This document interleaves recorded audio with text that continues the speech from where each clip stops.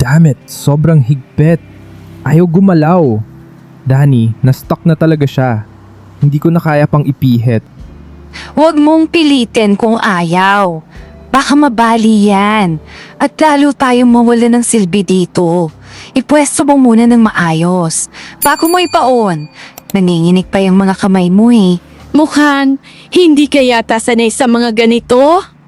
I'm trying. I am really trying here. Kaso sobrang init ng pwesto. Tapos ang hirap ng anggulo ko, nakakangawit sa balikat. Dumudulas yung mga kamay ko sa bakal. I need some sort of lubricant para lumambot to. Sabi ko sa'yo eh, kailangan talaga ng pampadulas dyan, boss. Tuyon-tuyo kasi. Kinakalawam na yata. Ayan, iniabot ko na sa'yo. Hawakan mo ng maigpit yung dulo.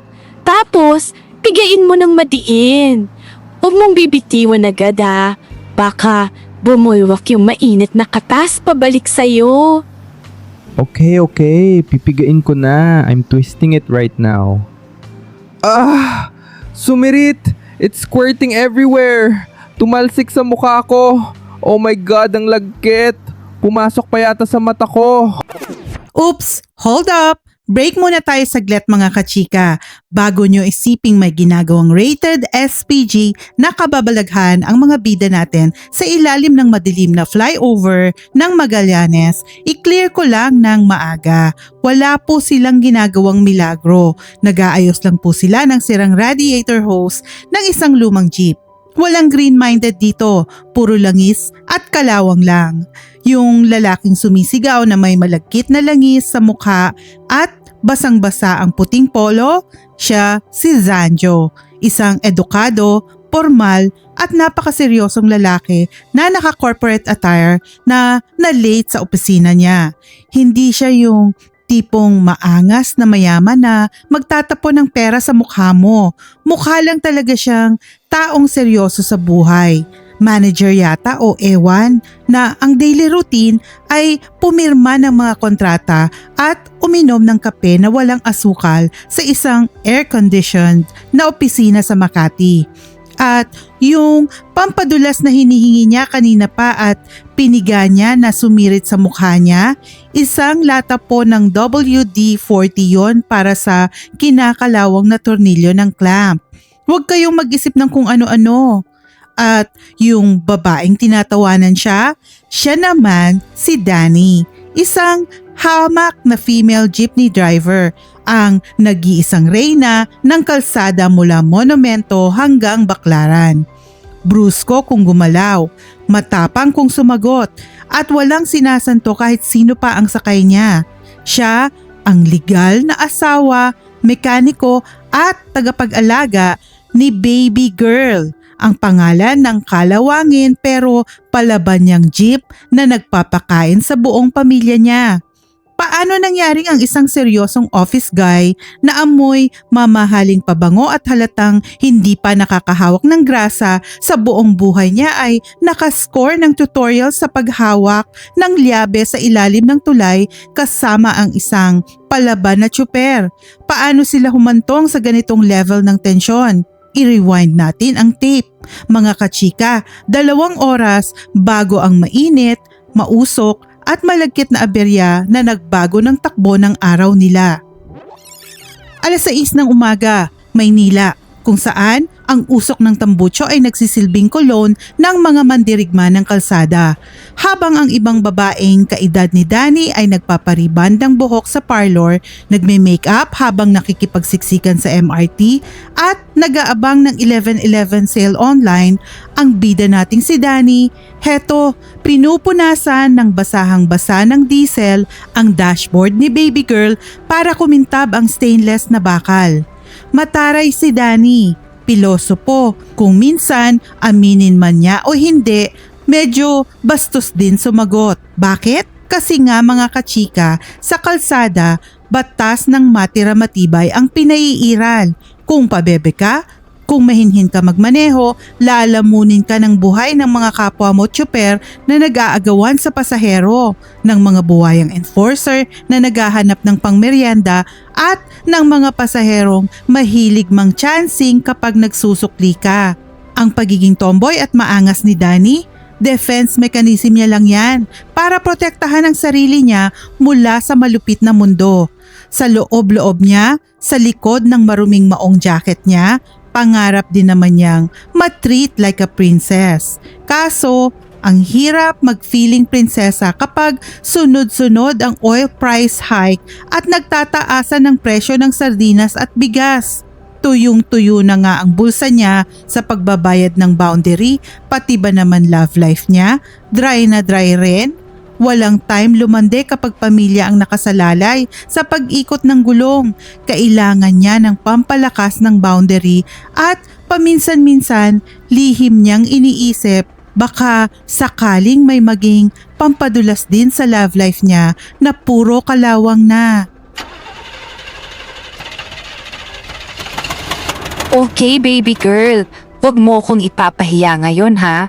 Tumaas na naman ang presyo ng diesel.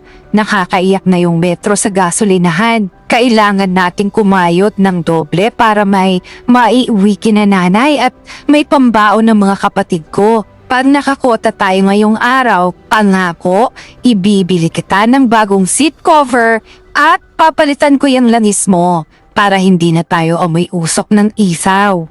Samantala, sa kabilang dako ng EDSA, sa isang mundong hindi amoy usok kundi amoy aircon at tagumpay, nasa loob ng kanyang sasakyan si Zanjo. Nakasuot siya ng malinis at planchadong navy blue suit jacket. Walang necktie pero halatang profesional at kagalang-galang. Nakaayos ang buhok, malinis ang gupit. Hindi siya nag-aastang mayaman na nagyayabang ng sports car. Mukha lang talaga siyang taong seryoso sa trabaho, may direksyon sa buhay at may hinahabol na napakahalagang oras. Kasalukuyan siyang on the way sa isang napaka-importanting corporate meeting na magdidikta yata ng susunod na hakbang ng karir niya. Planado na ang buong araw niya. Nakaschedule ang bawat minuto. Walang espasyo para sa pagkakamali.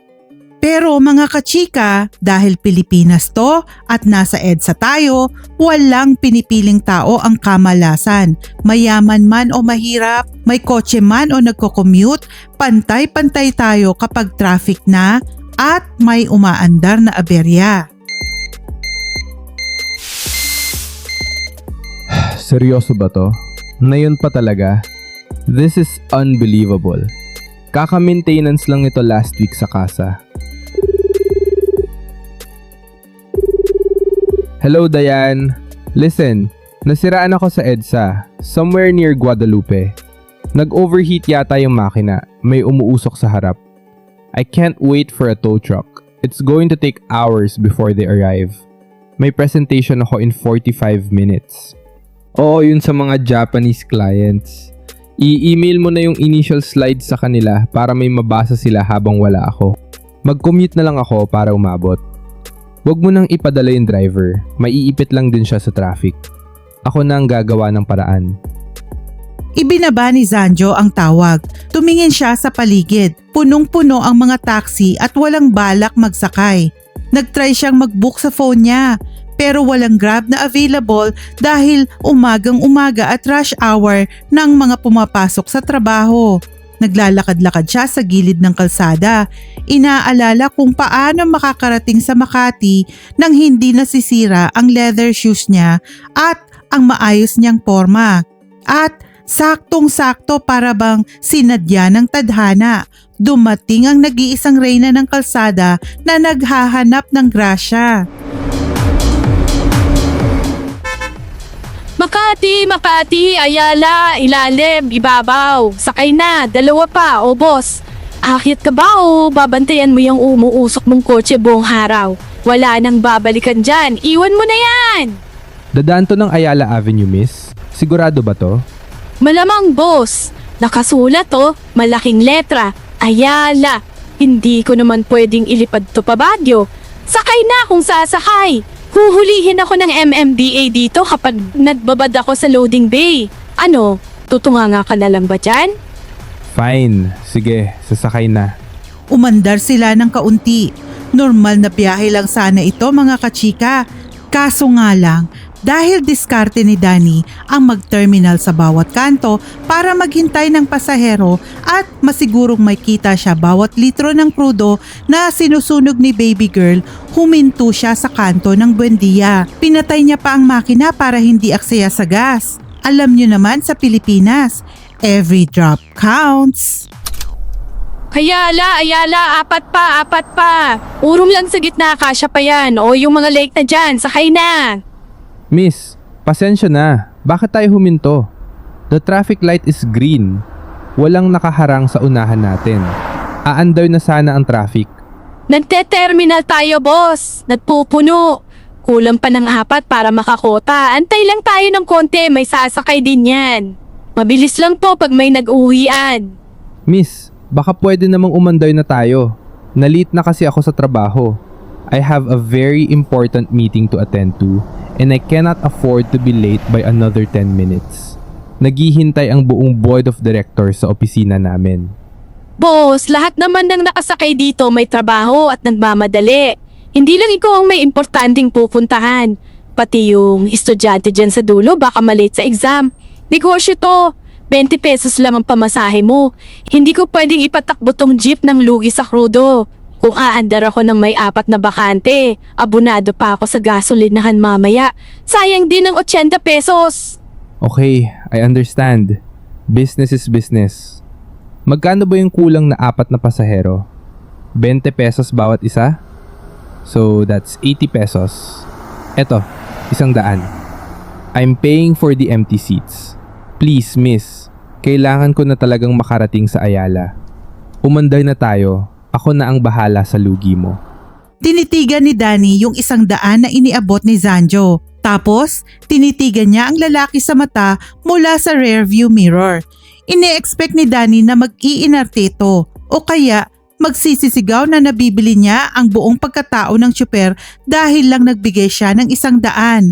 Pero hindi mga kachika, hindi nag-aanga si Zanjo. Hindi siya nagmamayabang o nagmamaliit. Mukha lang talaga siyang stressed na empleyado na ayaw mapagalitan o makasira ng kontrata. May pagka-gentleman pa rin kahit papaano sa gitna ng tensyon. At bilang isang taong sanay sa hirap, alam ni Danny kung kailan totoo ang pakiusap. Kinuha ni Danny ang pera.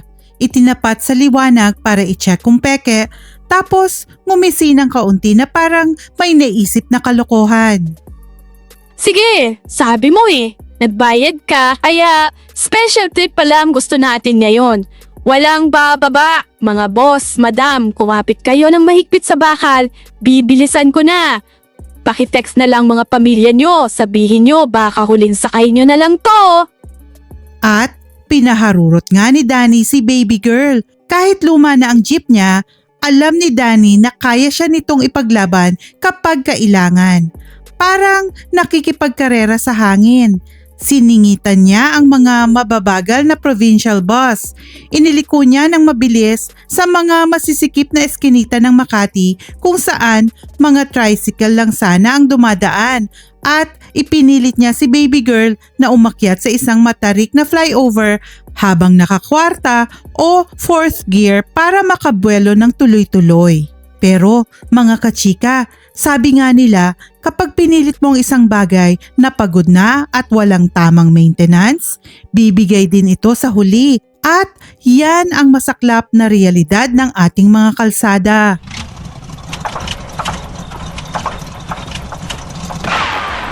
Hala, baby girl, wag na yon. Wag dito sa tulay, Diyos ko po, maawa ka.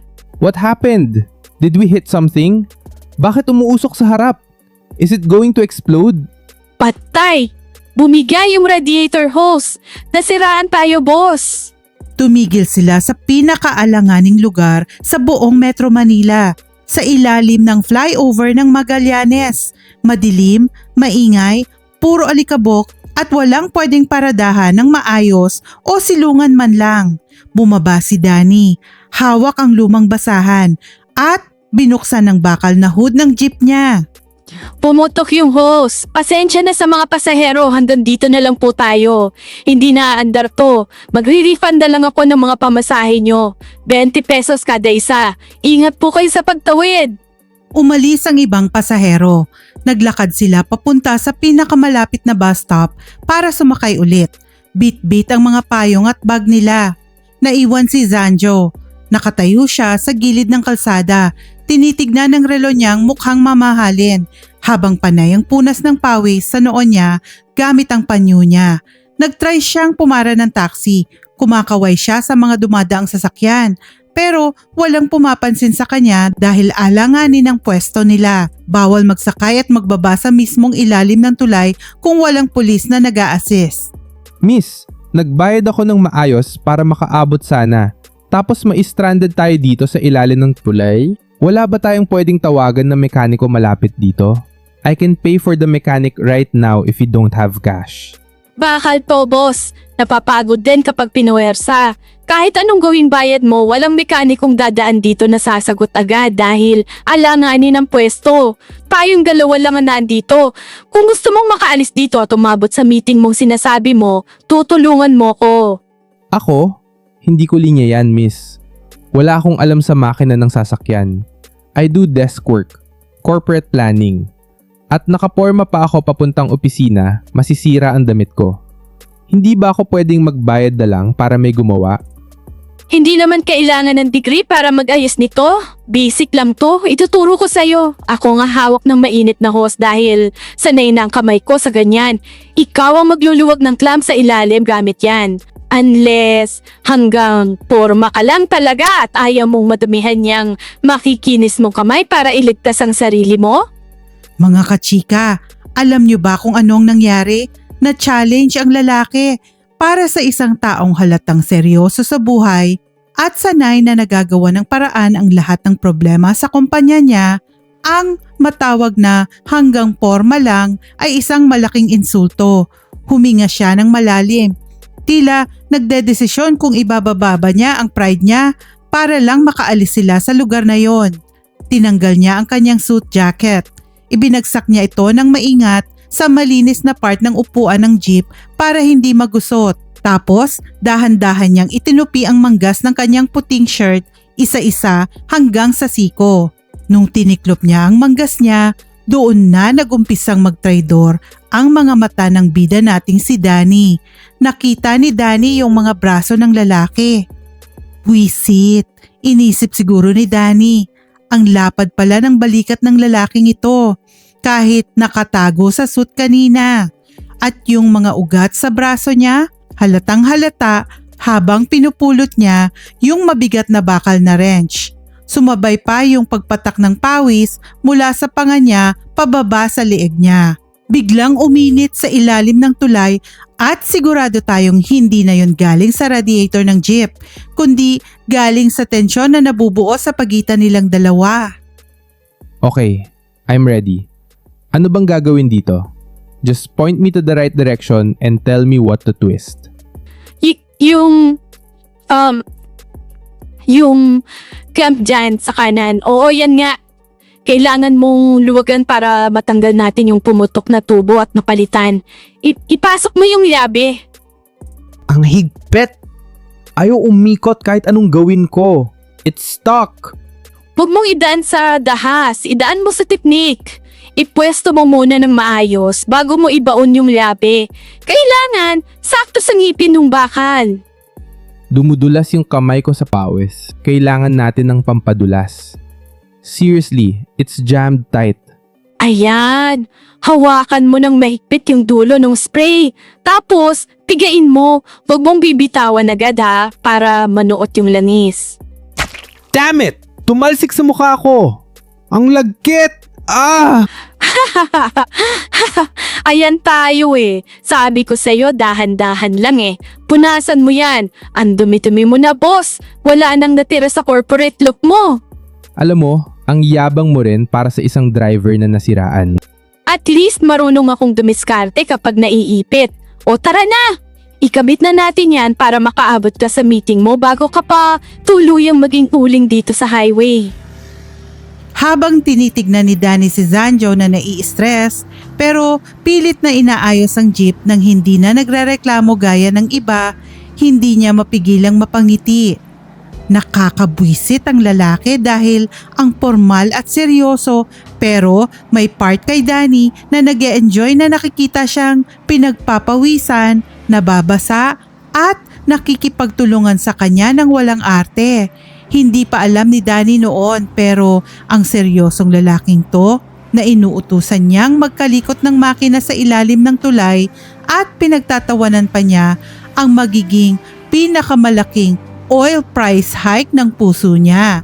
At baka siya na nga ang sagot sa matagal nang ipinagdadasal ni Danny na pampadulas sa buhay niyang tuyong-tuyo.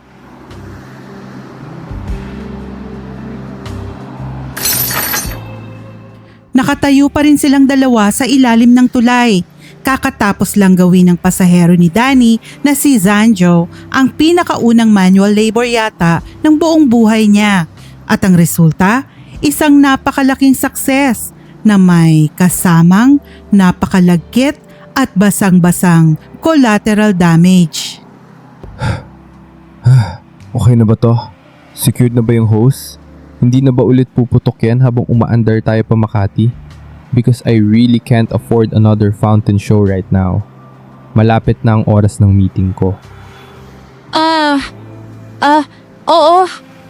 Oo, mukha nga. Mahigpit na yung clamp.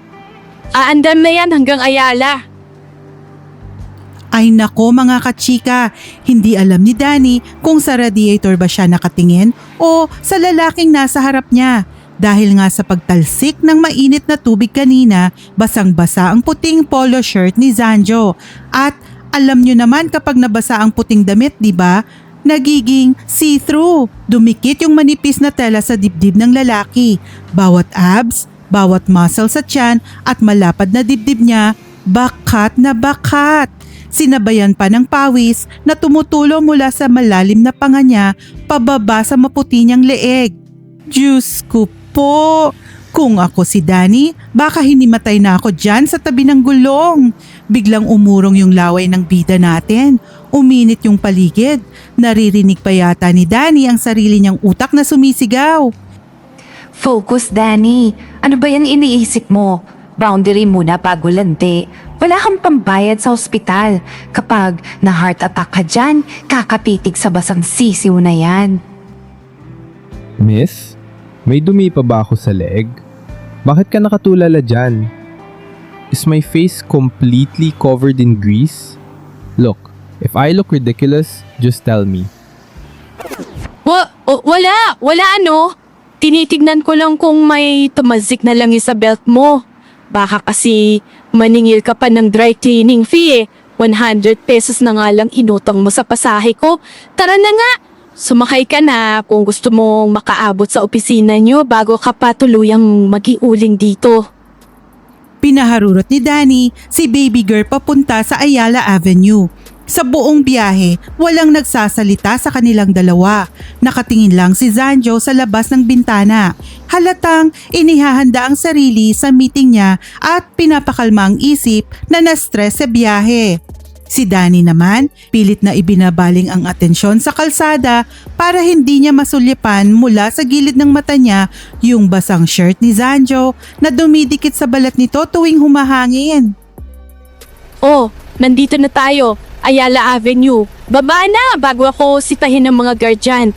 Bawal magbabad ang mga pampasahero dito. I look like a complete mess. Siguradong pagtitinginan ako sa buong building nito. This is highly unprofessional. But, thanks, Danny. Umabot naman ako bago mag-start ang presentation ko. Sabi ko sa'yo eh, walang ginuurungan si baby girl. At saka, in fairness sa'yo boss, hindi ka naman pala puro forma lang. Marunong ka rin mag-adjust at madumihan kapag kailangan talaga. Akala ko iiyak ka na kanina sa ilalim ng tulay eh. Hehe. It's all good. By the way, I forgot I don't have cash here with me, so I will have to send my my colleague to give you some cash for my fare. Ingat sa pagmamaneho mo ngayong araw, Danny. Tumalikod si Sanjo at naglakad papasok sa napakalaking glass doors ng building. Pinagtitinginan siya ng mga security guards at mga empleyado dahil sa dumi ng damit niya. Pero dire-diretso lang siya ng may mataas na kumpiyansa. Fast forward tayo mga kachika. Gabi na. Pagkatapos ng mahaba at nakakapagod na biyahe buong araw, nandito na si Danny sa terminal ng jeep sa Baclaran. Nakaupo siya sa hood ni baby girl, kumakain ng fishball mula sa gilid ng kalsada habang naghihintay ng pasahero. Pero sa totoo lang, hindi siya mapakali. Pasimpleng tumingin si Danny sa maliit na salamin sa side mirror ng jeep niya. Nag-apply siya ng konting lip tint. Inayos niya ang buhok niyang magulo dahil sa hangin at usok. Pinunasan niya ang uling sa pisngi niya. Aminin man niya sa sarili niya o hindi, hinihintay niya ang lalaking yon. Hinihintay niyang bumalik yung seryosong office guy na may malapad na balikat. Gusto niyang makita kung paano nito iaabot sa kanya yung 100 pesos na pambayad para makuha yung sinanglang mamahaling relo. Baka sakali kasing nag-iba na ang ihip ng hangin pagkatapos nilang magtulungan kanina. Baka sakaling may spark na totohanan at hindi lang galing sa makina. Pero hindi si Sanjo ang bumaba. Isang babaeng naka-pencil skirt, naka-heels at corporate blazer ang lumapit kay Danny. May hawak siyang isang maliit na puting envelope at isang formal na folder. Amoy aircon ng babae at mukha siyang sekretarya na galing pa sa isang mamahaling kumpanya. Excuse me, are you Daniela? The jeepney driver from this morning? Ako nga, bakit? Sino ka? Nasaan yung boss mo na nag-iwan ng relo sa akin? I am Diane, the executive secretary of the man you drove this morning. He sent me to retrieve his property. Eto na po yung 100 peso fare na utan niya sa inyo. And inside this envelope is a 5,000 peso tip for your troubles earlier today. Pasensya na po sa abala. However, before I give this money to you, my boss requires you to sign this non-disclosure agreement. Ano? Para saan yan? Bakit may ganyan-ganyan pa? Nagka-aberya lang naman kami sa kalsada. May nag-video po sa inyo kanina sa ilalim ng tulay habang nag-ayos kayo ng jeep. Kumakalat na yan sa TikTok at Facebook. Ang basang sisiw ng EDSA ang title nung nag-upload. My boss is a highly respected top-tier corporate executive. We cannot have his spotless reputation in the business world tarnished by associating with street mechanics and public utility drivers. Kapag pinirmahan mo to, nangangako kang ida-delete ang video kung meron ka mga kopya at hindi ka kailanman magsasalita sa media kung sino ang lalaking tinulungan mo sa ilalim ng tulay. Aray! Kung nakikita nyo lang ang mukha ni Danny ngayon, parang binuhusan siya ng kumukulong tubig mula sa radiator ng jeep. Tinitigan niya yung 5,000 pisong tip at yung kontrata na iniabot ng sekretarya. Parang may sumampal sa kanya ng malakas pabalik sa realidad. Biglang gumuho yung maliit na pantasya na binubuo niya sa utak niya kanina pa habang naglalagay siya ng lip tint. Hindi lang pala ito simpleng office guy na pwede niyang asarin. Isa siyang malaking executive. Isang taong nasa itaas ng lipunan na hindi maaabot ng tulad niya.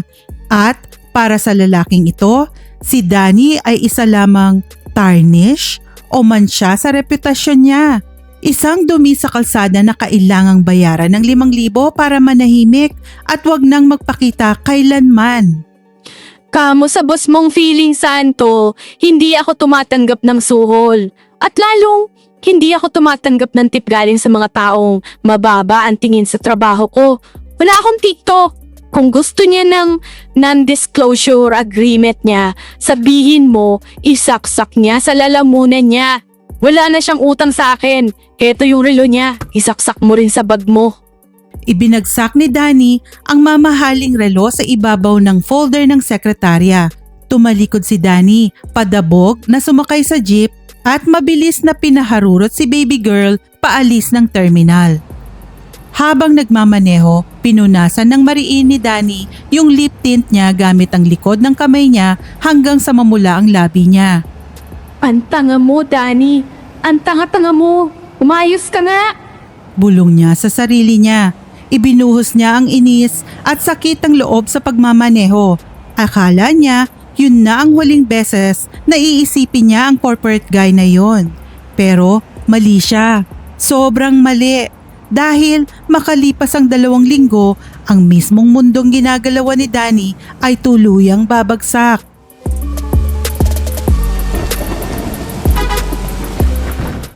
Gabi na noon, umulan ng napakalakas. Parang may bagyo na nananalasa sa Maynila. Nagdesisyon si Danny na dumaan sa isang madilim na shortcut sa port area malapit sa Manila Bay para mabilis makauwi dahil wala na siyang pasahero. Walang street lights. Tahimik ang paligid maliban sa patak ng ulan sa yero ng jeep.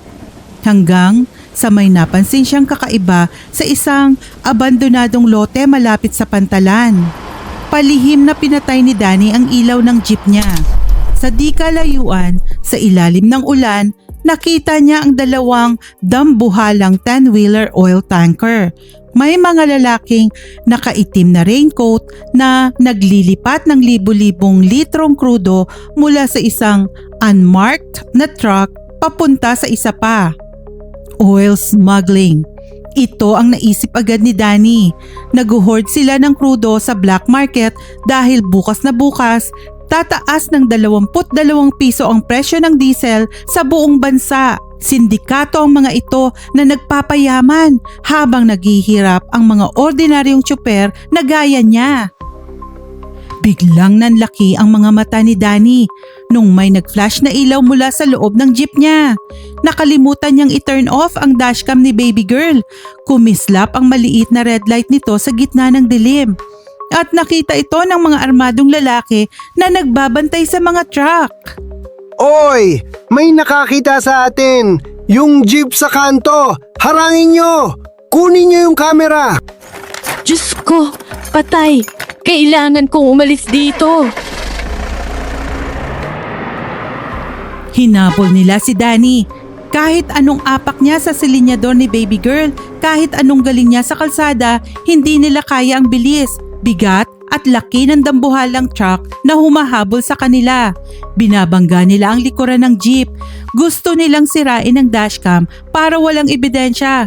Gusto nilang patayin si Danny. Tulong! May pulis ba dyan? Tulong! Huwag niyong banggain!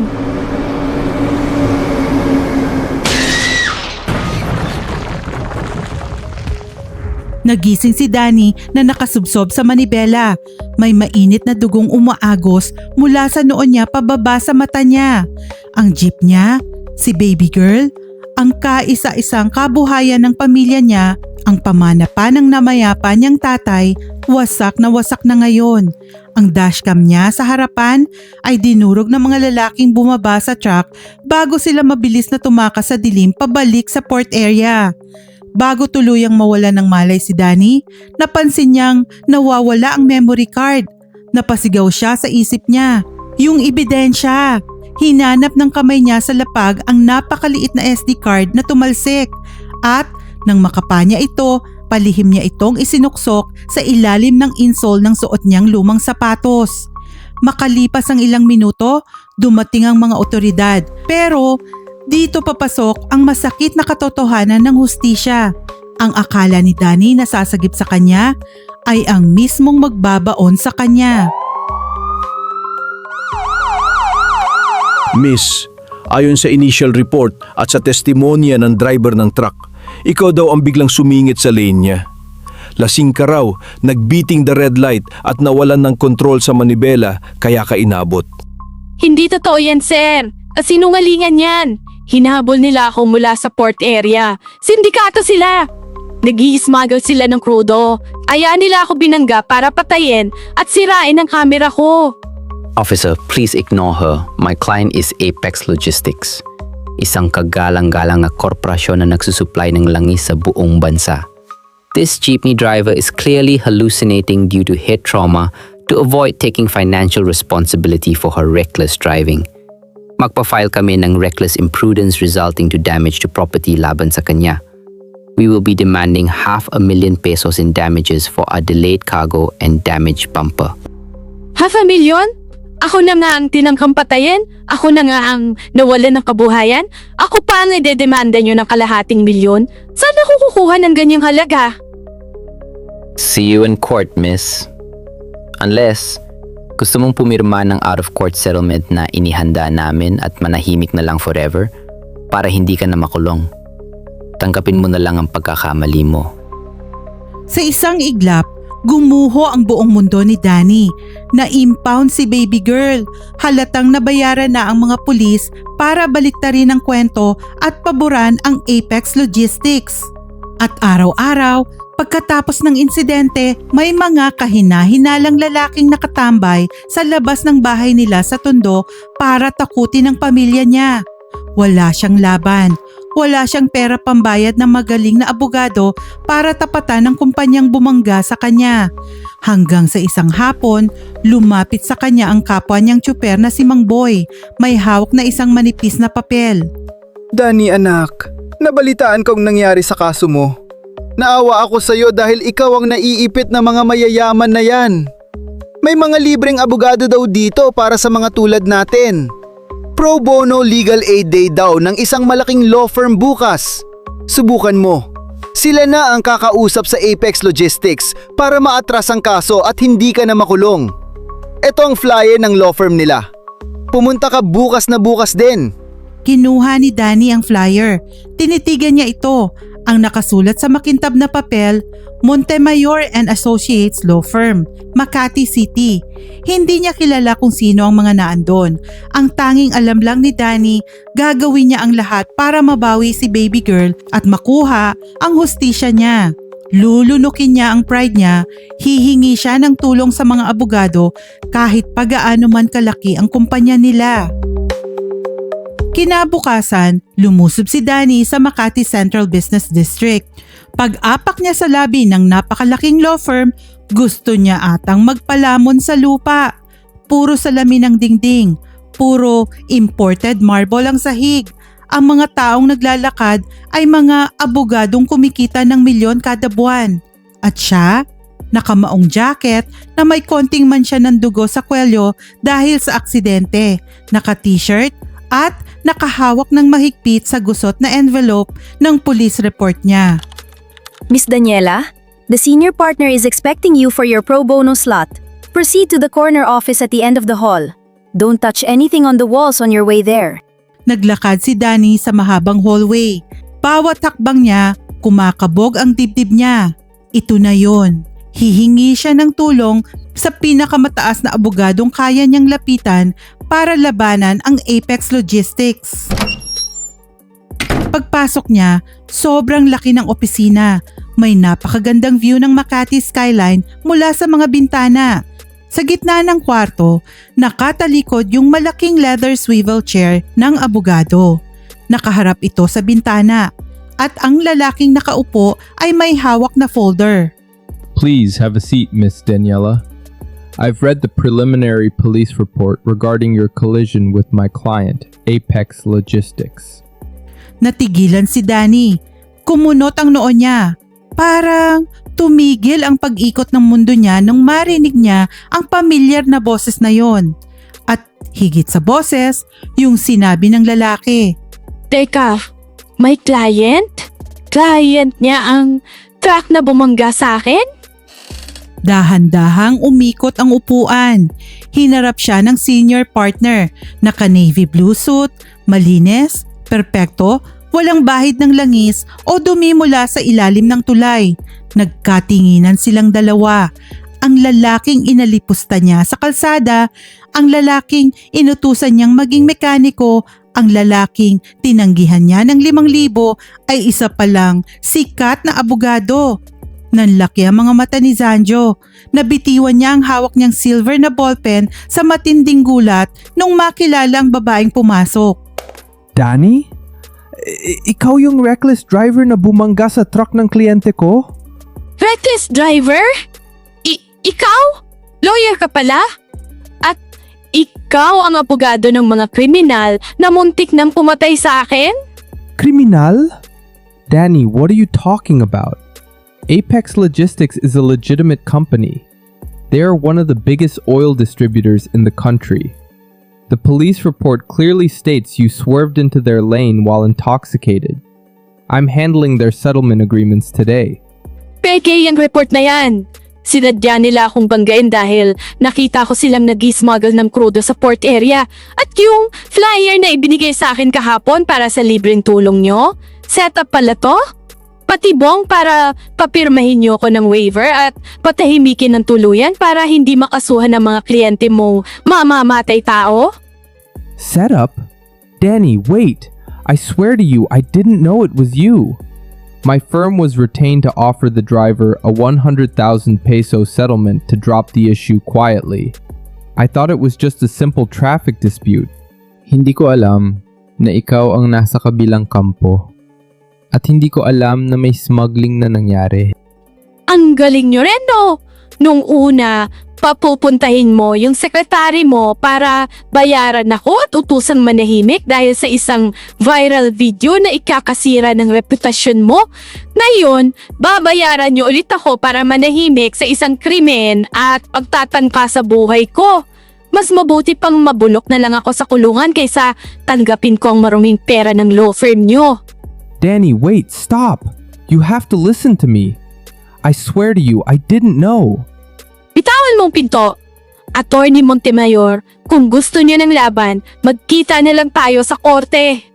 Tinitigan siya ni Danny ng matalim at tinitigan din siya ni Zanjo, pero ngayon may halong gulat, matinding pagdududa sa sariling kumpanya at labis na pag-alala sa mga mata niya. Walang langis, walang usok, walang EDSA traffic. Pero sa loob ng napakalamig na opisinang yon, nagsimula ang pinaka-mainit at pinaka-magulo at pinaka-mapanganib na giyera sa buhay ni Danny. Ang kalaban niya, ang sindikato, ang mga korap na otoridad at ang lalaking muntik na niyang magustuhan. Ano ang gagawin ni Zanjo? Kakampihan ba niya ang sariling kumpanya at reputasyon niya? O ipaglalaban niya ang babaeng nagturo sa kanya kung paano humawak ng liyabe? Danny, wait! Daniela, huminto ka muna. Pakinggan mo ako. Naglakad ng napakabilis si Danny palabas ng opisina. Hindi, tumakbo siya. Gusto niyang makalayo sa lalaking yon. Gusto niyang makalayo sa buong building na to na amoy kasinungalingan, korupsyon at pera. Tumulo ang mga luha niya sa sobrang galit at frustration. Yung kaisa-isang pag-asa niya na makakuha ng hustisya, abogado pala ng mga taong muntik nang pumatay sa kanya. Pumasok si Danny sa elevator at mabilis na pinindot ang basement parking button. Ayaw niyang dumaan sa main lobby dahil ayaw niyang makita ng mga security guard at ng mga empleyado na umiiyak siya. Nakakahiya. Matapang ang reyna ng EDSA. Matigas ang puso niya at hindi siya umiiyak sa harap ng mga nakasuit. Pilit na isinasara ni Danny ang pinto. Kaso, isang kamay na nakasuot ng mamahaling relo ang pumigil sa pagsara ng pinto. Bumukas ito ulit. Pumasok si Zanjo, humihingal, magulo ang buhok at pawisan ang noo. Lumabas ka dito. Wala na tayong dapat pag-usapan. Bayad na ang mga pulis, bayad na ang mga investigador. Kaya siguradong bayad na rin pati ang kaluluwa mo. Ipanalo mo na lang ang kliyente mo. Sige, magsaya kayo sa pera nyo. Danny, huminahon ka. Look at me. Tumingin ka sa mga mata ko. I swear on my life, hindi ko alam. Wala akong alam na ikaw ang bumangga. I mean, ang binangga ng Apex Logistics. Binigay lang sa akin ang case file kaninang umaga ng secretary ko dahil assigned ako sa pro bono cases ngayon. Akala ko simpleng traffic dispute lang na kailangang isettle ng tahimik. Simpleng dispute? Dinurog nila ang jeep ko? Muntik na nila akong patayin, Zanjo. Dahil nakita ko silang naglilipat ng libo-libong litrong smuggled na krudo sa port area. At kayo, Kayo ang naglilinis ng kalat nila sa papel. Kayo ang nagtatakip sa sindikato nyo. Sabit ka rin dito, attorney. Pare-pareho lang kayong mga mamamatay tao. Tinitigan siya ni Danny at nakita ni Danny ang pagbagsak ng mga balikat ni Zanjo. Ang pagkunot ng noo ng lalaki na parang may isang malaking puzzle na biglang nabuo sa utak niya. Hindi siya nagsalita agad. Para siyang binuhusan ng malamig na tubig mula sa radiator. Oil smuggling. Are you sure, Danny? Sigurado ka ba sa nakita mo? Ang Apex Logistics. They are a subsidiary of a massive energy conglomerate. Hindi sila nag-smuggle ng crudo. They import it legally. May mga papeles sila. Kung totoo ang sinasabi mo na nakita mo sila kagabi, my firm, my father's law firm, is laundering money for a criminal syndicate. Bakit? Tingin mo gawa-gawa ko lang to para makakuha ng settlement sa inyo? Tingin mo sinadya kong wasakin ang jeep ko na nagpapakain sa pamilya ko? Kung alam ko lang na sa inyo ako mapupunta, naglakad na lang sana ako patundo ng duguan. Wala kayong kwenta. Lumabas si Danny ng elevator.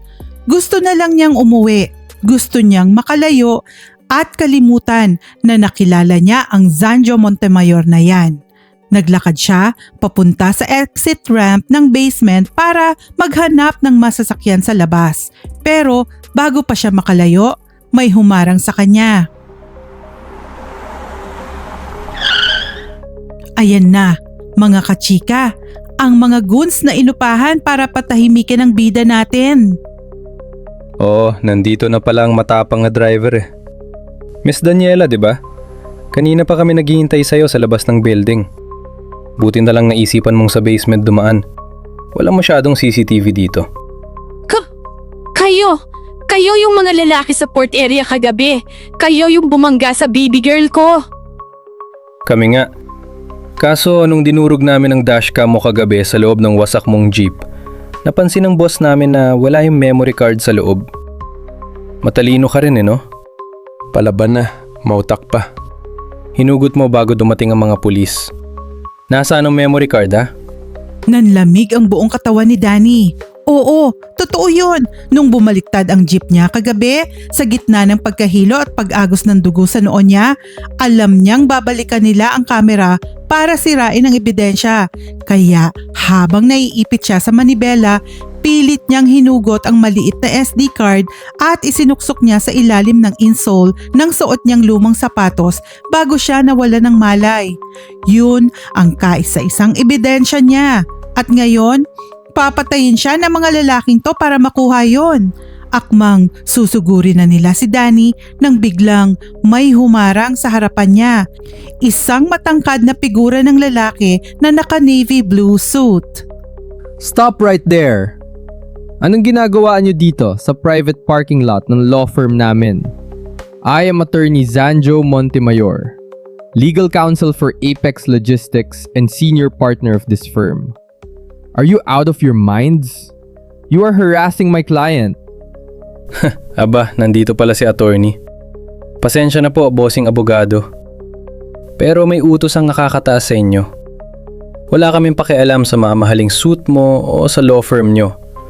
Ang utos sa amin, kunin ang ebidensya at patahimikin ang babaeng yan ngayon din. Kaya kung ayaw mong masira yung gwapong mukha mo na pang TV, tumabi ka. I will not step aside. Tatawag ako ng pulis na yun din. Drop your weapons and leave, or I will make sure you all rot in maximum security prison. Matigas talaga ang ulo ng mga mayayaman. Walang alam sa kalsada. Sige, isabay na yan. Akala ni Danny katapusan na nilang dalawa. Akala niya dahil lumaki sa yaman si Zanjo at puro papel at mamahaling kape lang ang binubuhat, tutumba ito sa unang hampas ng batuta. Pero nagkamali siya at nagkamali tayo mga kachika. Umiwas si Zanjo at bumitaw siya ng isang napakabilis at napakalakas na right hook sa panga ng goon. Boom! Tulog ang kalaban. Shit! Hindi lang pala siya magaling sa pag-English sa boardroom. Mukhang alagang boxing at martial arts itong si bilyonaryo. Ang hot! Grabe! Danny, run! Now! Tumakbo ka na! Huwag mo akong utusan, Zanjo. Dito tayo sa sasakyan mo. Hulihin nyo! Huwag niyong hayaang makatakas! Nakapasok sila sa silver na Audi R8 ni Zanjo. Yes, ang sasakyang inayos nila sa ilalim ng tulay kahapon. Ang ironic, 'di ba? Kahapon, inakala nilang sira na to forever. Pero ngayon, ito ang gagamitin nilang getaway vehicle para iligtas ang mga buhay nila. Pinaharurot ni Zanjo ang sasakyan palabas ng basement. Basag ang isang side mirror nila dahil pinalo ng tubo ng mga goons bago sila tuluyang nakalayo. Pero nakalusot sila at nakapasok sa EDSA. Habang nasa biyahe at mabilis ang takbo, walang nagsasalita sa kanila. Rinig na rinig ang mabilis na paghinga nilang dalawa. Nanginginig pa rin ang mga kamay ni Danny na nakakapit sa seatbelt. They were going to kill us. Right in the basement of my own firm. Talagang papatayin nila tayo para lang sa isang memory card. Sabi ko naman sa'yo, di ba? Mamamatay taong mga kliyente nyo. At ngayon, pati ikaw, target na rin nila kasi pinrotektahan mo ko laban sa kanila. Sana hinayaan mo na lang akong mamatay doon para safe ka pa sa aircon ng opisina mo at tahimik mong buhay. Don't ever say that. I am a lawyer. Ang trabaho ko ay ipagtanggol ang batas, hindi protektahan ng mga sindikato. Wala akong alam sa nangyayari, Danny. Believe me. My father runs this firm. I handle the legitimate mergers and acquisitions. Kung ang Apex Logistics is using our firm as a front para sa smuggling, this goes higher than just some street thugs in a basement. So, anong gagawin natin ngayon? Hindi tayo pwedeng pumunta sa pulis para mag-report. Sila ang nagdoktor ng police report ko kagabi. Siguradong hawak nila mga presinto. At lalong hindi ako pwedeng umuwi sa bahay namin. Baka madamay pa si nanay at mga kapatid ko kapag doon nila ako hinanap. At hindi rin tayo pwedeng pumunta sa kondo ko o sa mansyon ng pamilya ko. They know who I am. Kung hawak nila ang security ng building, they will track my car's GPS in a matter of minutes. We need to ditch this car and find a place to hide. Isang lugar na hindi iisipin ng mga corporate goons na pupuntahan natin. Kung ganun, alam ko kung saan tayo pupunta. Welcome sa mundo ko, attorney. Pumasok tayo sa tundo. At dinala nga ni Danny ang ating corporate boy sa kailaliman ng tundo. Iniwan nila ang mamahaling Audi sa isang madilim na eskinita malapit sa pier.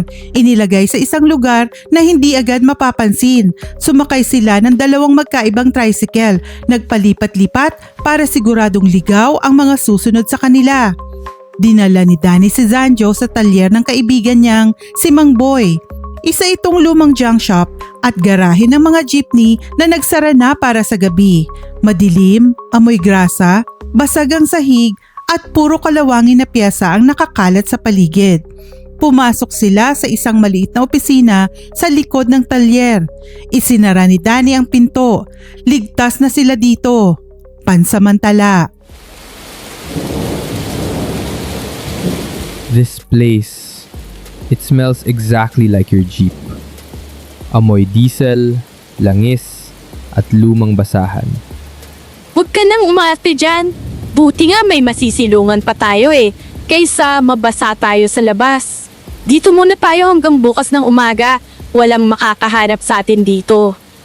Hinubad ni Danny ang kanan niyang sapatos.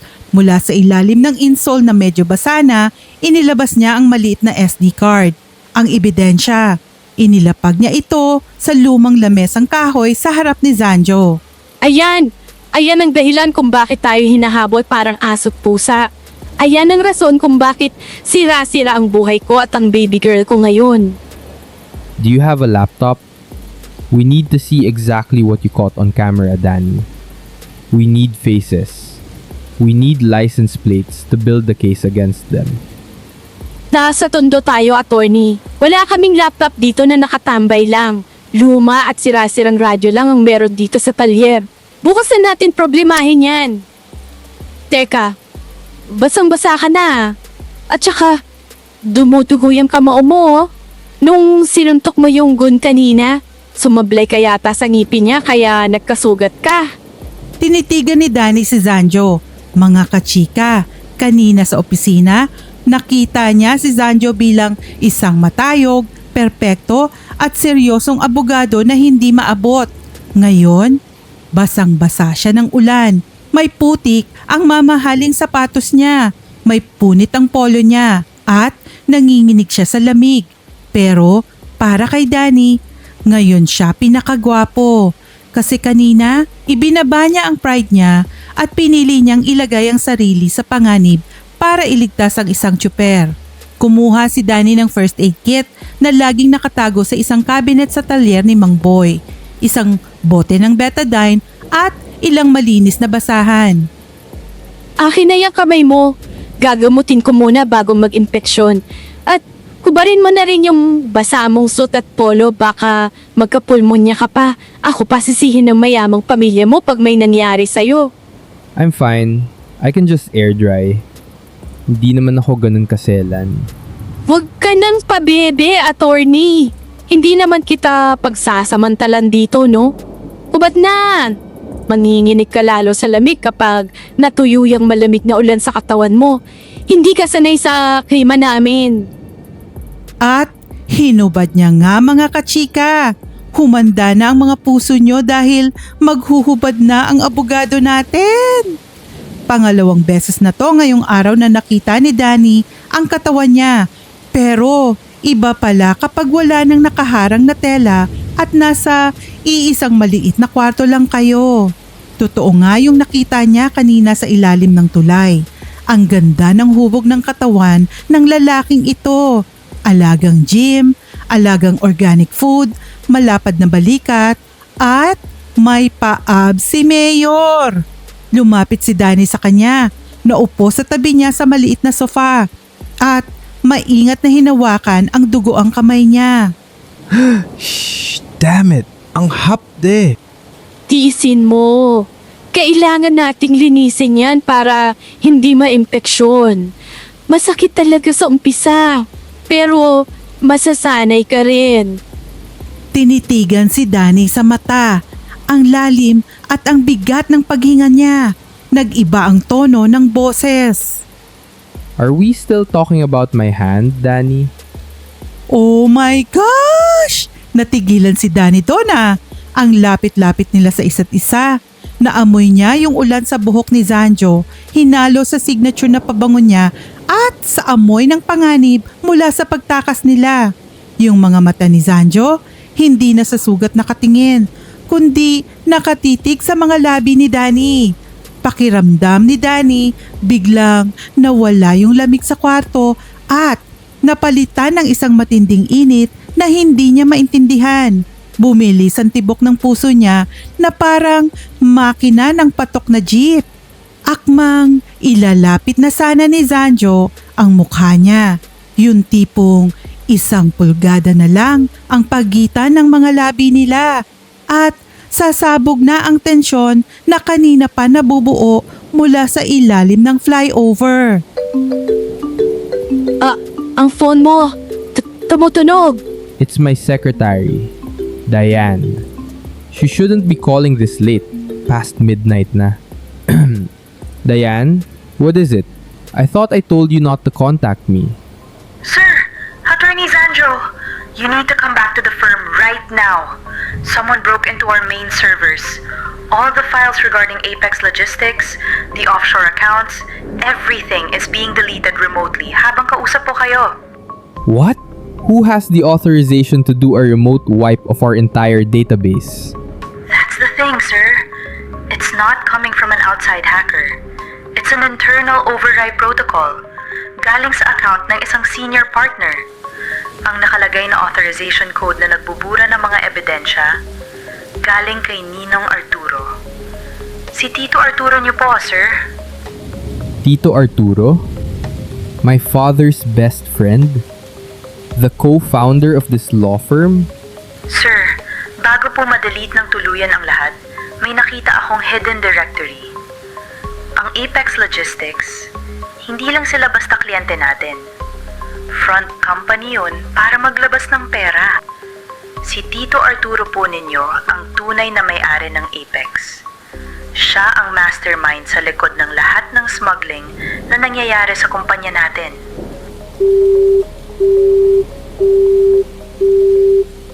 Nagkatinginan sila ni Danny at Zanjo. Pareho silang hindi makahinga sa narinig na revelasyon. Mga kachika, ang sindikato na muntik nang pumatay kay Danny, ang sindikatong sumira sa buhay niya at nagwawasak ng ekonomiya natin, ay lihim na pag-aari ng best friend ng tatay ni Zanjo. Ang ninong niya na mismong nagpalaki at nag-sponsor sa kanya sa law school. Ang taong nagturo sa kanya kung paano ipagtanggol ang batas. Siya palang pinakamalaking kriminal. Ang ninong mo, siya ang kalaban natin, Zanjo. Ang ninong mo ang nagpapatay sa akin. He used our firm. He used me to cover up his crimes without me knowing. He almost had you killed today. Ginamit niya ang pamilya ko. Danny, we are not just going to sue them. We are going to burn his entire empire to the ground. Susunugin natin sila. And we are going to use that memory card to do it.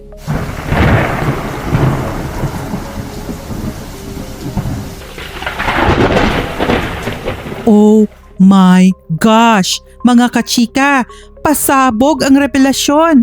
Paano lalabanan ni Zanjo ang sarili niyang ninong at ang kumpanya na bumuhay sa kanya? Paano nila gagamitin ng ebidensya kung nagtatago sila sa tundo?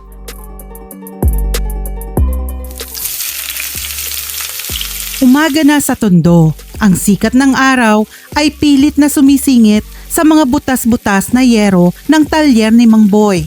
Habang ang buong Maynila ay abala sa panibagong araw ng traffic at stress. Si Danny ay nakatayo sa harap ng isang lumang gas stove, nagpiprito ng tuyo at itlog para sa almusal nila. Pero ang totoo, hindi naman talaga sa kawali nakatutok ang atensyon ng dalaga. What is that smell? It smells like highly concentrated sodium and smoke. Nasaan tayo? Lumingon si Danny sa lumang sofa. Nakita niya si Zanjo, ang seryosong corporate lawyer, ang lalaking may opisina sa pinakamataas na building sa Makati, ay nakahiga sa isang sofa na may nakausling spring. At ang mas malala o mas maganda, depende sa pananaw mo, wala pa rin siyang suot na pang-itaas. Yung puting polo niya ay nakasampay pa rin sa isang kawad sa gilid para matuyo. Kaya ngayon, ang bumungad sa umaga ni Danny ay ang malapad na dibdib ng lalaki, ang magandang hubog ng mga braso nito at yung mga abs na parang pinasadahan ng liha sa sobrang kinis. May manipis na kumot na nakatakip sa ibabang bahagi ng katawan ni Zanjo. Pero sapat na yon para magpainit ng araw ni Danny kahit wala pang kape. Tuyo ang tawag dyan, attorney. Paboritong almusal ng mga mahihirap na ginigisan nyo sa lipunan, araw-araw. At pwede ba? Bumangon ka na nga dyan. Kanina pa ako naiinitan dito sa talyer. Ouch! My back!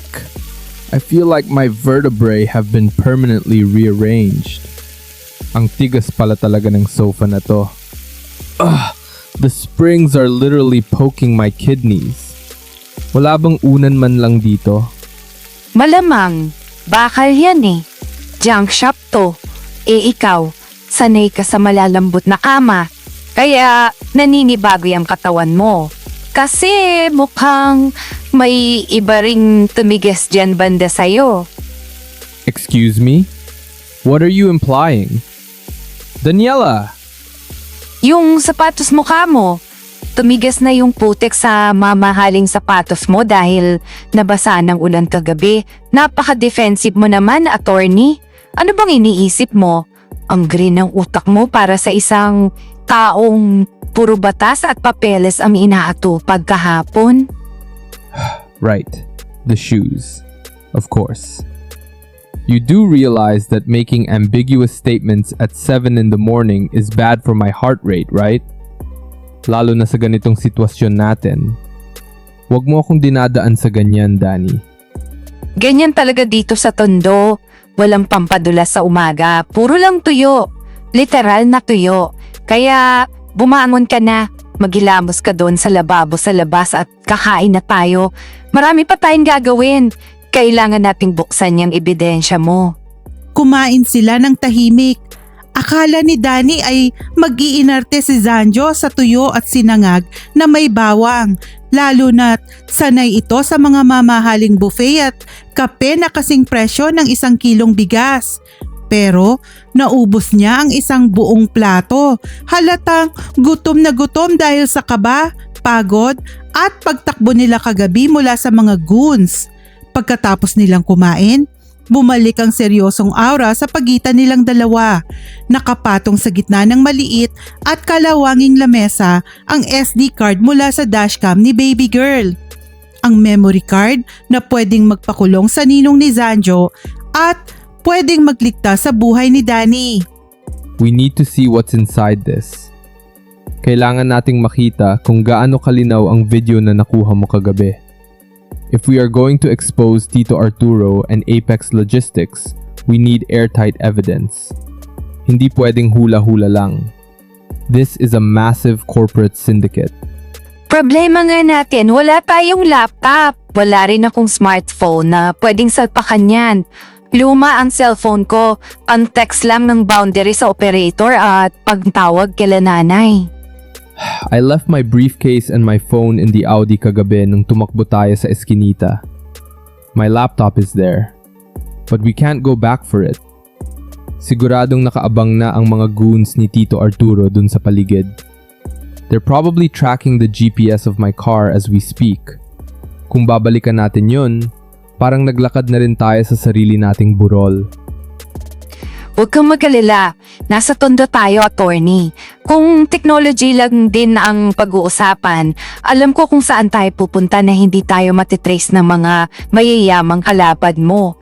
Tara, pero kailangan nating mag-disguise. Baka may mga naghahanap na sa atin dito. Masyadong agaw pansin niyang kutis mo eh. Welcome sa PisoNet ni Aling Nena, ang pinaka-high-tech na computer shop sa buong kanto nila Danny. Punong-puno ng mga high school students na naka-uniform pa pero nagkakating classes para mag-Valorant at mag-Roblox. Mainit, maingay at amoy pawis ng kabataan na hinaluan ng amoy ng pansit canton na niluluto sa labas. Pumasok sina Danny at Zanjo. Suot ng abogado ang isang lumang ball cap na nakababa para takpan ng mata niya at ang Vote Kapitan Boyet na t-shirt na hapit sa kanya kaya lalong bumakat yung mga braso niya. Tinitignan siya ng mga tao sa loob. Hindi dahil kilala siya bilang isang sikat na corporate lawyer kundi dahil mukha siyang matipunong artista na naligaw sa squatters area. Danny, are you sure about this place? The cybersecurity here is practically non-existent. Baka may malware itong computer na mag-corrupt sa SD card natin. At bakit amoy mantika at araw ang hangin? This keyboard is sticky. Parang may tumapon na soft drinks mula pa noong 2015 na hindi man lang pinunasan. Huwag ka nang maarte. 5 pesos per 15 minutes to. Magpasalamat ka at hindi tayo hahanapin ng mga corporate lawyers na kasabot ng ninong mo dito. Walang IP tracking dito.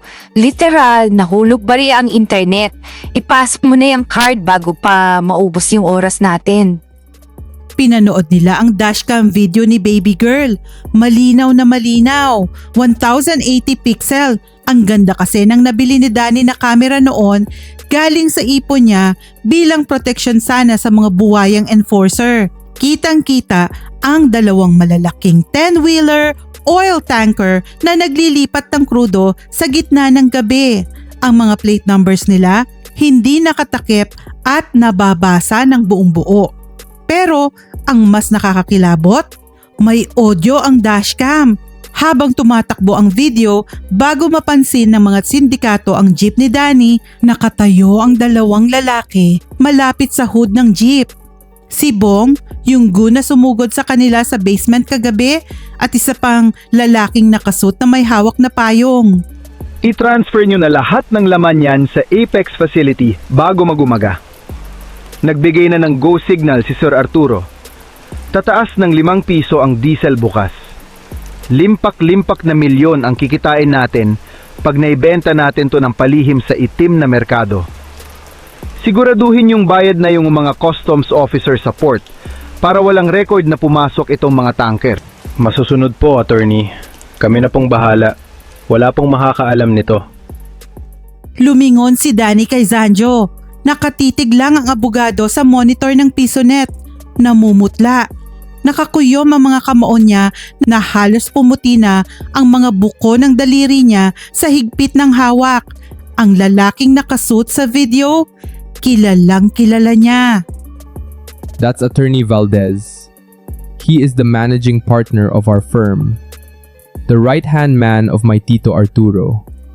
And my father probably knows about this too. They are all using the law firm to launder the illegal profits from this oil smuggling ring. All these years, akala ko lumalaban kami ng patas sa korte. Yun pala, we were the criminals. Zanjo, I'm sorry. Bakit ka nagsusorry? Ikaw ang biktima dito, Danny. Sinira nila ang kabuhayan mo. Muntik ka na nilang patayin para lang maitago ang kasakiman nila. Ako ang dapat humingi ng tawad. I was part of the machine that was crushing people like you. Kahit hindi ko alam, naging instrumento ako ng sindikato nila. Hindi mo alam. Wala kang kasalanan. At ngayon na alam mo na, nandito ka. Pinotektahan mo ko kagabi. Kahit pwede mo namang iwan na lang ako doon para iligtas ang sarili mo at ang karera mo. Kaya huwag mong sisihin ang sarili mo, attorney. Ang tanong ngayon, anong gagawin natin dito? Hawak na natin ang ebidensya. We expose them. But we can't just go to the police or the NBI immediately. If Attorney Valdez and Tito Arturo have the port authorities and the local police in their pockets, they will just make this evidence disappear before a trial even starts. They will bury us completely. Paano? Ipopost natin sa Facebook? I-TikTok natin? Baka ma-take down agad bago pa mag-viral dahil may pera silang pambayad ng mga trolls. No, we go bigger. Bukas ng hapon, Apex Logistics and our law firm are hosting a massive press conference at the Elizalde Tower in Makati. I-announce nila yung bagong charity drive nila to help the transport sector affected by the oil price hike. It's a massive PR stunt to cover up their dirty money. And all the major news networks will be there. Live national television. Ipapasok natin yung video sa press conference? Ipa-play natin sa harap ng media at ng buong bansa? Exactly. I know the AV system in that building. I have access codes to the main control room. But getting inside the Elizalde Tower tomorrow will be the problem. My face is known, and they are definitely hunting us down right now. All my access cards have probably been deactivated by Valdez, and the security will be incredibly tight. Kung patago at patapangan ng laban, dyan tayo magaling sa tondo. Ako nang bahala sa pag-infiltrate at paggawa ng eksena. Kukuha tayo ng backup at gagamitin natin ang kalsada. Ayan, tapos na ang oras natin. Tara na, kailangan nating bumalik kila Mang Boy para manghiram ng sasakyan na gagamitin natin bukas. Tumayo sila at naglakad palabas ng PisoNet. Medyo gumaan ang pakiramdam ni Danny. May plano na sila. May laban na sila. At kasama niya ang isa sa pinakamagaling na abogado sa Maynila. Akala niya magiging maayos na ang araw nila para makapaghanda sa malaking pasabog bukas. Pero syempre, ang tadhana, mahilig manira ng araw lalo na kapag nagiging maayos na ang lahat. Pagliko nila sa isang makipot na eskenita na puro nakasampay na damit at madidilim na pader, napahinto sila. Sa unahan nila, may 3 lalaki, mga pamilyar na mukha na nagdala ng panganib sa buhay nila. Si Bong at ang 2 niyang kasama mula kagabi. At nung lumingon si Danny sa likod, may 3 pang lalaking humarang sa daanan nila pabalik. Napaligiran sila ng 6 na armadong goons sa loob ng eskenita. Akala nyo ba ganun lang kadaling takasan ng Apex Logistics? Masyadong malakas ang amoy nyo, attorney. Sayang yung maganda mong suit kagabi. Iniwan mo pa sa kotse mo. Madali tuloy namin na track kung saan kayo nagpark sa labas ng port area. Inikot namin ang buong lugar na to para hanapin kayo. Stay behind me, Danny. Huwag kang lalayo. I'll handle this. 6 silang may patalim at bakal, Zanjo. Hindi to boardroom na pwede mong idaan sa English at batas. Kailangan nating tumakbo. Ibigay niyo na yung memory card. Baka sakaling gawin ko pang mabilis ang pagpapadala sa inyo sa impyerno. You want it? Come and get it, you corporate lapdog. Sige, patayin na yan!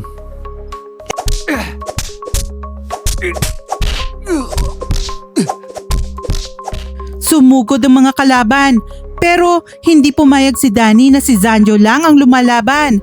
Reyna siya ng EDSA, pero lumaki siya sa mga kanto at eskinita ng tondo. Hinablot niya ang isang mahabang kawayan na ginagawang sampayan mula sa gilid ng pader ng isang bahay. Ayan sa'yo at ayan pa. Huwag niyong ginagalaw ang abogado ko, mga hayop kayo. Whoa, nice swing. But there's too many of them. Up the stairs to the fire escape, now! Tumakbo sila paakyat sa isang kalawangin na fire escape ng isang lumang tenement building. Walang tigil ang paghabol ng mga goons. Ang bilyonaryong sanay sa marble floors at elevators ngayon ay nakikipag-parkour sa mga bubong ng tundo. Habang tumatakbo sila sa itaas ng mga yero, naramdaman ni Danny ang malamig na hangin. Puno ng takot, pero puno rin ng adrenaline ang buong sistema niya. Sa bawat pagtalon nila sa mga magkakatabing bubong, hawak ng mahigpit ni Zanjo ang kamay niya. Hindi siya nito binibitawan kahit kailan. May baril sila, Zanjo! Here, dito tayo sa gilid, bilis. Pumasok ka at huwag kang maingay. Nasaan na sila? Hanapin niyo sa kabilang kanto. Hindi pwedeng makalayo ang mga yon. Nagsiksikan sila sa isang napakaliit at madilim na siwang sa pagitan ng 2 pader ng lumang building. Ang sikip-sikip. Harap-harapan sina Danny at Zanjo. Ang dibdib ng lalaki ay nakadikit na ng buo sa dibdib ni Danny. Rinig na rinig ni Danny ang sobrang lakas at mabilis na tibok ng puso ni Zanjo at siguradong naririnig din nito ang kanya. Ang bango niya pa rin kahit pawisan at tumakbo sa mga bubungan. Nakatingala si Danny sa kanya at nakatingin din si Zanjo sa kanya sa dilim. Are you okay? May masakit ba sa'yo? Did you get hit by the gunshot? Okay lang ako. Ikaw, hindi ka ba napuruan ng tumalon tayo? Wala bang tumama sa'yo? I'm fine. As long as I'm with you, I'm fine. Nagkatinginan sila. Sa gitna ng dumi, panganib at kaguluhan, parang tumigil ang oras sa makipot na eskinita na yon. Walang nagsalita. Unti-unting inilapit ni Zanjo ang mukha niya kay Danny. Naramdaman ng dalaga ang mainit na hininga ng lalaki sa mga labi niya. Ipinikit ni Danny ang mga mata niya. Ito na yata. Ito na ang sandaling hinihintay nilang dalawa. Kabayo. Oh shit! Buwisit na pusa yan. Panira ng moment. Kung pwede lang kasuhan ng trespassing yung pusang yon, matagal na sanang ipinakulong ni Zanjo. Nagkatinginan ulit sila ni Danny at Zanjo. Na-realize ang nakakatawang sitwasyon nila at pareho silang natawa ng mahina habang pilit na kinakalma ang sarili. Right. Probably not the best place for this. Let's get out of here before they realize they lost us and come back to check this alley. Oo nga, tara. Babalik tayo kila Mang Boy habang malayo pa sila. Hihiramin natin yung reserbang patok jeep niya na nakatago sa likod. What for? Bukas, pupunta tayong Makati at manggugulo tayo ng press conference gamit ang estilo ng Tondo. 3:00 na ng hapon. Umuulan pa rin ng malakas sa buong Kalakhang, Maynila. Pero hindi sapat ang malamig na tubig mula sa langit para palamigin ang nagbabagang galit sa dibdib ni Danny at Zanjo. Nakasakay sila ngayon sa reserbang jeep ni Mang Boy, ang nag-iisang sasakyang maaari nilang gamitin nang hindi natitrace ng mga kalaban. Kung ang jeep ni Danny na si Baby Girl ay kalawangin pero palaban, itong pinahiram sa kanila ay literal na halimaw ng kalsada. Ang pangalan ng jeep, Katas ng Tondo. Punong-puno ito ng tribal stickers na sumasakop sa buong katawan ng sasakyan. May mga neon lights na kulay pink at green na kumikislap sa ilalim kahit umaandar sa baha, at ang speaker, Diyos ko, kayang yanigin ang mga panga ng lahat ng dumadaan sa kahabaan ng EDSA. Bawat pag-arangkada ay parang may lindol na sumusunod sa kanila. Pero ang pinakaagaw pansin sa biyaheng ito ay hindi ang maangas na jeep, kundi ang lalaking nakaupo sa passenger seat sa tabi ng driver.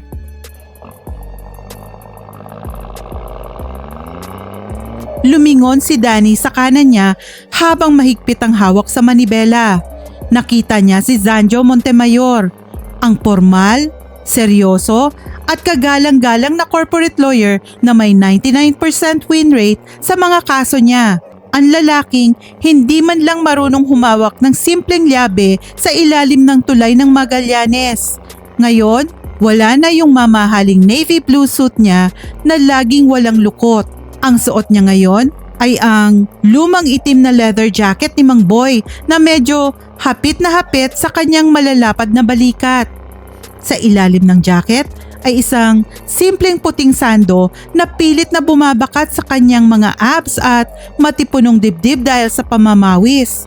Yung buhok niyang laging nakapomada ng maayos at walang hiblang naliligaw, ngayon ay magulo.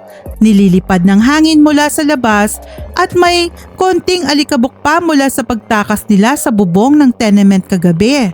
May maliit ding sugat sa gilid ng labi niya na nakuha niya sa pakikipagsuntukan. Ang gwapo, ang angas, para siyang isang action star na aksidenteng naligaw sa gitna ng isang rom-com movie. At ang mga mata niya, seryoso, matalim, nakatitig sa kalsada na parang isang leong handang pumatay at manginain ng kalaban. Ano, attorney? Buhay pa ba yung puso mo dyan sa tabi ko? Nakakahinga ka pa ba? Malapit na tayo sa Makati CBD. Ready ka na bang ipagpalit ang lahat ng yaman? Titulo at posisyon mo para sa isang patok jeepney driver na gaya ko? I gave up my position the moment I threw a punch in that basement to protect you. Wala na akong pakialam sa law firm na yun at sa perang binibigay nila sa akin. They crossed the line when they hurt you, Danny. They tried to kill you. Pagbabayaran nila ang ginawa nila sa'yo, sa baby girl mo, at sa lahat ng inosenteng taong niloko nila. I will burn their empire to the ground. Ayan ang gusto kong marinig. Ayan ang abogadong gusto ko. Kumapit ka ng mahigpit sa bakal, Konyo Boy.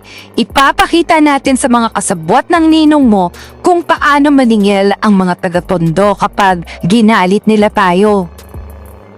Pumasok sila sa pinakasentro ng Makati. Tumambad sa kanila ang Elizalde Tower, ang pinakamataas, pinakamakinang at pinakasosyal na building sa buong syudad kung saan nag-oopisina ang mga bilyonaryo at mga sikat na personalidad. Sa labas pa lang ng building, nakita na nila ang sandamakmak na media vans mula sa iba't ibang istasyon, mga reporters na may hawak na kamera na nag-aabang at mga mamahaling itim na SUV na nakaparada ng maayos. Ipinaparada ng mga mayayaman ang mga sasakyan nila ng maayos sa basement at designated VIP spots.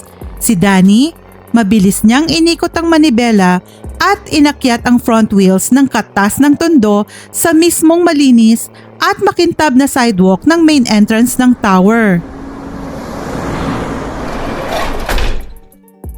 Hoy! Anong ginagawa niyan dito? Bawal dyan! Pambihira, umatras kayo! Dito ang VIP parking natin. Hayaan mo silang magtunyan kung kaya nila. Tara na, attorney. Showtime na natin. Hoy kayong dalawa, mga squatter. Wala ba kayong mga mata? Bawal iparada yung basurang jeep nyo dito sa harapan. This is a private corporate property. Towing yan at ipapapulis ko kayo. Tsaka bawal pumasok ang mga walang ID at hindi imbitado. May napaka-importanteng private press conference sa loob para sa mga VIPs. Do not point your finger at her. Ibaba mo yung kamay mo. And do not even think about touching that vehicle, or I will make sure you lose your job today. Sino ka ba para mag-utos sa akin? Huwag kang mag-angas dito, nakasando ka lang. Baka gusto mong ipabugbog kita sa mga kasama ko bago kita ipahuli. I am Attorney Zanjo Montemayor, Senior Partner and Partial Stakeholder of the Montemayor and Associates Law Firm. The very firm occupying the 45th to 50th floors of this exact building you are guarding. My firm is co-hosting this press conference. Now, if you do not step aside and clear a path for me and my guest in the next 3 seconds, I will personally see to it that you, your entire security agency, and everyone standing next to you are sued for illegal detention, harassment, gross incompetence, and obstruction. Tabe! Nalaglag ang panga ng head guard nung makita niya ang pangalan at ang gintong selyo sa ID card. Nalaglag din yata ang puso ni Danny sa sobrang paghanga habang pinapanood ang lalaki na nagbabanta gamit ang buong legal na otoridad nito. Ganito pala kapag pinagsama ang utak ng isang top corporate lawyer at ang maangas na forma ng isang boksingero sa tondo. Nakakamatay sa kilig! Hindi na napigilan ni Danny ang mapangiti sa likuran ni Zanjo. Sorry po, Attorney Montemayor. Hindi po namin kayo nakilala dahil sa suot ninyo. Pasensya na po talaga. Sige po, tuloy po kayo. Hahawin po namin ang daan. Shall we, my lady? The stage awaits us. Dami mong arte at English. Tara na nga, bago pa ako tuluyang ma-inlove sa'yo at makalimutan ko kung bakit tayo nandito. Mga minamahal kong kababayan, alam po namin sa Apex Logistics at sa Montemayor Law Firm ang matinding hirap na dinaranas ng ating transport sector araw-araw. Naiintindihan namin ang dagdag hirap na dala ng napipintong oil price hike bukas. Kaya naman, bilang tulong sa lipunan, magdo-donate ang aming kumpanya ng 50 milyong piso bilang fuel subsidy sa lahat ng mga apektadong jeepney drivers at operator sa buong Metro Manila. Nakatayo sina Danny at Zanjo sa pinakalikod ng malaking grand ballroom. Nagtatago sa anino ng malalaking poste. Sa stage, nakangiti ng pagkalawak-lawak ang ninong ni Zanjo na si Tito Arturo. Sa tabi nito ay si Attorney Valdez, ang lalaking mismong nakita at narinig ni Danny sa dashcam video na nag-uutos ng illegal transfer ng langis.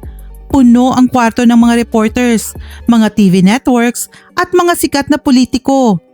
Ang gagaling nilang magpanggap. Nagdo-donate daw ng 50 million pesos para sa subsidy, pero bilyon-bilyong piso naman ang ninanakaw at kinikita nila araw-araw sa pag-i-smuggle ng krudo habang nagugutom ang mga ordinaryong tao. I see the AV control room. nasa gilid ng stage, dun sa may itim na pinto.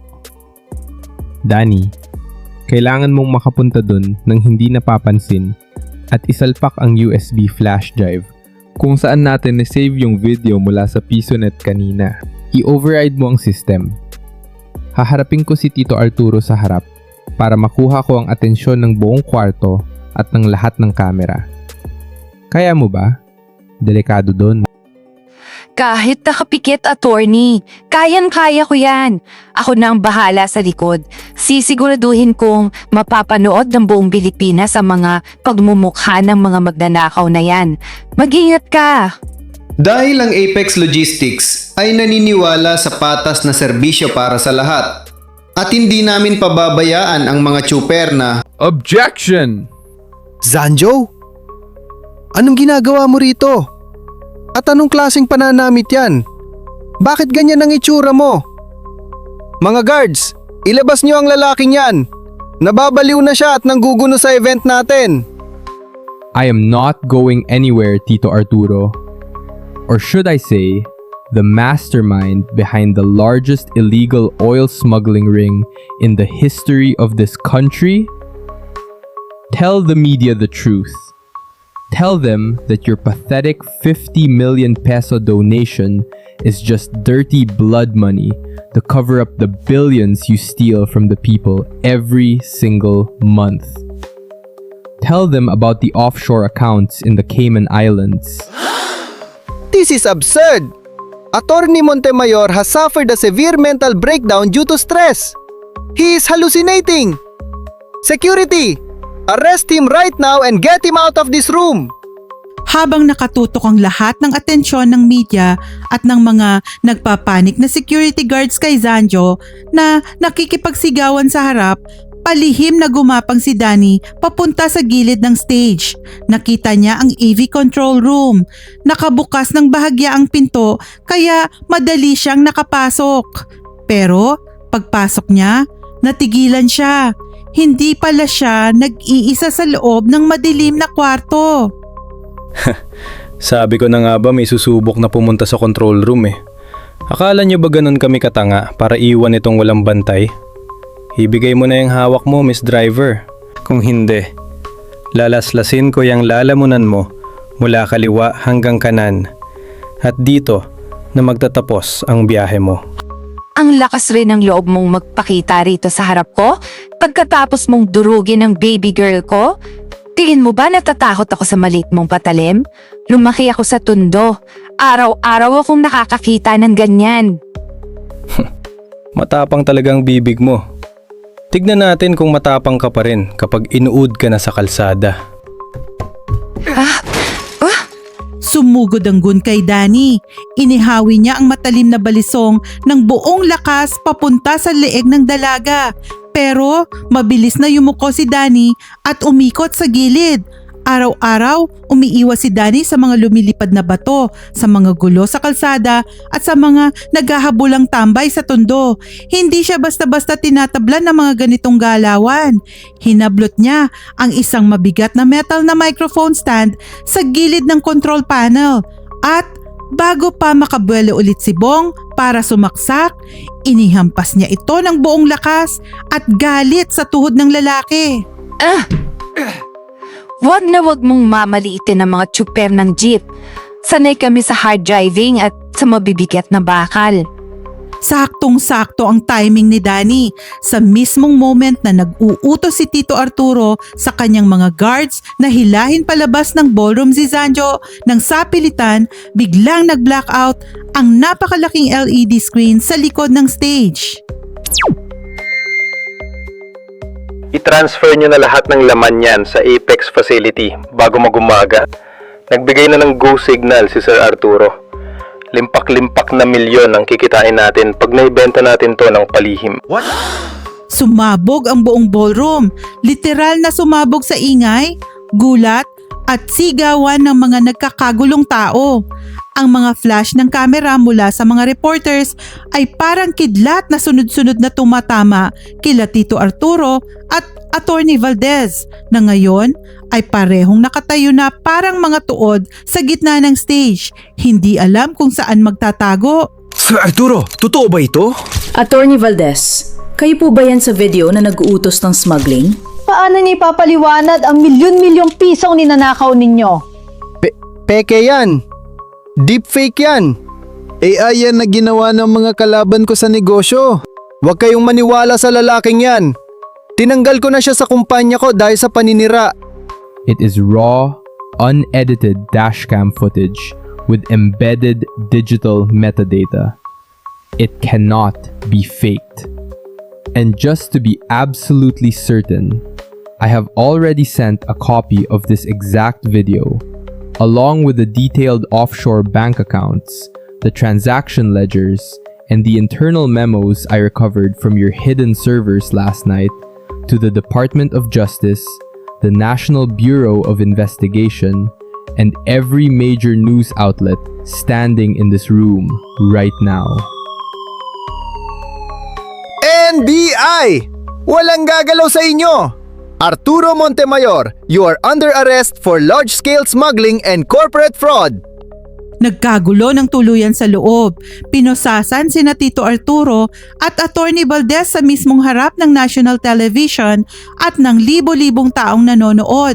Ang mga goons at kasabwat na nasa paligid ay mabilis na dinamba at pinadapa ng mga ahente ng NBI. Lumabas si Danny mula sa madilim na AV room. Punong-puno siya ng alikabok, magulo ang buhok, masakit ang mga braso at hinihingal siya ng malalim. Nakita niya si Zanjo na nakatayo sa gitna ng kaguluhan. Lumingon ang lalaki. Hinanap ng mga mata nito si Danny sa gitna ng mga nagkakagulong mga tao. At nung makita niya ang dalaga, isang napakatamis, napakagaan at totoong-totoong ngiti ang sumilay sa mga labi ni Zanjo. Mabilis siyang tumakbo palapit kay Danny. We did it. You did it, Danny. Tapos na ang lahat ng to. Ligtas na tayo. Sabi ko naman sa'yo walang inuurungan ng baby girl ko at lalo walang inuurungan ng tondo. Nanalo tayo. Fast forward tayo ng kaunti sa ating kwento. Isang buwan na ang nakalipas mula nang gumuho ang impyerno ng korupsyon. Nasa balita araw-araw ang patuloy na pagbagsak ng Apex Logistics at ang malawakang paglilinis at investigasyon sa loob ng Montemayor Law Firm. Si Zanjo, iniwan niya ng tuluyan ang kumpanya ng ninong niya. Tinalikuran niya ang maruming pera. Nagtayo siya ng sarili niyang maliit pero tapat na law firm na nagfo-focus lamang sa pagtulong sa mga biktima ng corporate greed at sa mga taong walang boses sa lipunan. At si Danny, bumalik siya sa kalsada. Bumalik siya sa pagiging reyna ng EDSA. Pero may isang napakalaking pinagbago sa buhay niya.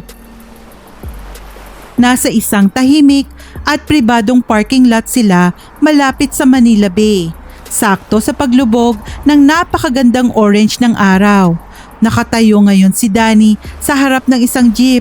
Pero hindi na ito yung kalawangin na nakilala natin. Hindi na ito UP at sira-sira. Si baby girl ay tuluyan ng ni-restore. At hindi lang basta ni-restore. Kinabitan ito ng aircon. Pinunturahan ng makintab at napakakinis na stainless steel. Ang makina, brand new, tahimik umandar at siguradong mas malakas pa sa mga mamahaling SUV ng mga politiko na bumabangga sa kanya noon. Walang ni isang tagas ng langis. Nakatayo sa tabi ng makintab na hood ng jeep si Zanjo. Nakasuot siya ng isang simpleng puting polo shirt na nakatupi ang manggas at maong pants. Gwapong-gwapo, amoy mamahaling pabango ulit. At mukhang napakasaya ng buhay.